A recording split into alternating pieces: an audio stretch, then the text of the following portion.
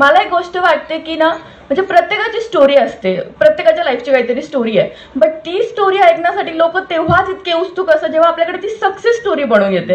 म्हणजे आतापर्यंत मला एक झालं की आपण स्कूलमध्ये चांगलं परफॉर्म करतो, कॉलेजमध्ये चांगलं परफॉर्म करतो, बट आज इतके लोक म्हणजे आता सत्कार होतात, लोक आपल्याशी बोलतात, लिटरली त्यांच्या मुलींना घेऊन येतात की सांग कसं करायला पाहिजे, काय करायला पाहिजे.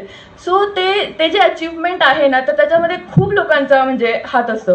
जेव्हा आपण अपयशी ठरतो ना, तेव्हा त्याचे म्हणजे फक्त आपल्यामध्ये ड्रॉबॅक्स असतात की आपण अभ्यास कमी केला असेल, आपण डायव्हर्ट झालो असेल, पण जेव्हा आपण यशस्वी होतो ना, तेव्हा खूप लोकांची त्याच्या मागे मेहनत असते, तेव्हा खूप लोकांना ते क्रेडिट आपण द्यावं लागेल, आणि ते हकदार असतात त्या क्रेडिटचे.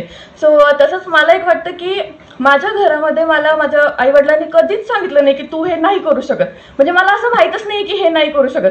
ते इतके ओव्हर कॉन्फिडंट असतं, मला असं होतं की थोडंसं कंट्रोल करा, ही MPSC आहे, एवढं नाही आपण हे करायचं. सो ते इतकं त्यांचं असतं की तू तर होणारच आहे असं. सो मला एक वाटतं की ते पालकांचा खूप मोठा रोल आहे की म्हणजे सतत आपल्याला ते पुश करत असतात. सो त्याच्यासाठी मी माझ्या आई वडिलांचे, सगळ्या फॅमिलीचे, फ्रेंड्सचे, सगळ्यांचे खूप आभार मानते, आणि स्पॉटलाइट अकॅडमीचे पण खूप जास्त स्पेशल आभार मानते की त्यांनी त्या वेळेला मला इतकं कॉन्फिडंट केलं जेव्हा मला वाटलं होतं की आता घरी जायची वेळ आली आहे. So thank you. एवढं बोलून मी 2 शब्द संपवते. Thank you so much.